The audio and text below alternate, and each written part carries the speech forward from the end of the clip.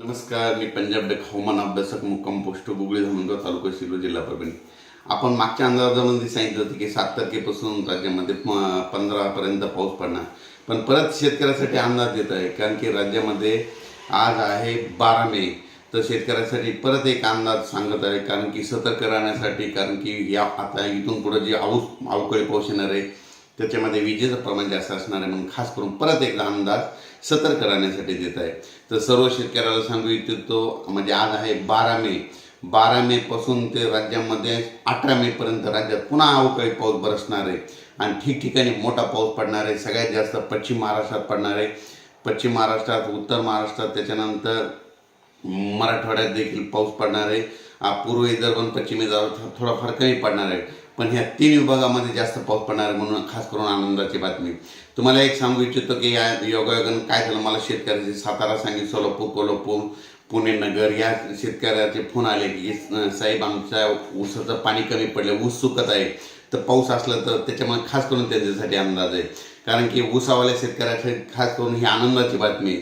कारण की 12 मे ते 18 मेच्या दरम्यान जवळपास पश्चिम महाराष्ट्रामध्ये चांगला, म्हणजे ऊसाचं 2 पाणी वाचतं असा पाऊस पडणार आहे, म्हणून पश्चिम महाराष्ट्राच्या शेतकऱ्यासाठी आनंदाची.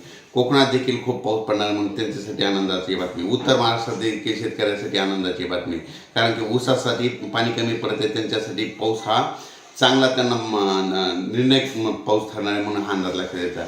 आणि अवघ्या सांगू इच्छितो की उद्या 13 मेला एक मतदानाचा टप्पा आहे.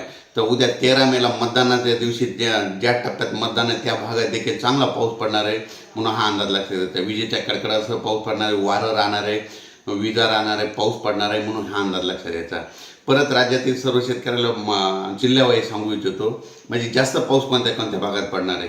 सातारा, सांगली, कोल्हापूर, सोलापूर, पुणे, नगर, नाशिक, नंदुरबार, धुळे, जळगाव, संभाजीनगर, बीड, जालना, लातूर, उस्मानाबाद, त्याच्यानंतर परभणी, नांदेड, हिंगोली ह्या भागामध्ये सगळ्यात जास्त पाऊस पडणार आहे, म्हणून हा अंदाज लक्षात द्यायचा.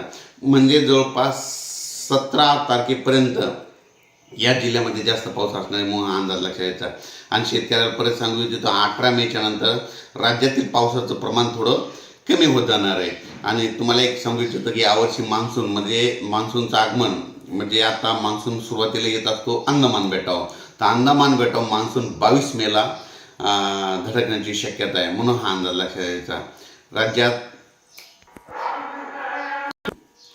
राज्यात ज्यांचे कांदे असेल त्यांनी तुम्ही काय करायचं, झाकून ठेवण्याची तयारी ठेवायची. कारण की आता हे जे पाऊस पडणार आहे पश्चिम महाराष्ट्राकडे, समजा मध्य महाराष्ट्रात, तसेच कोकणपट्टीकडे जास्त पडणार, म्हणून कांद्याची, आंब्याची काळजी घ्या.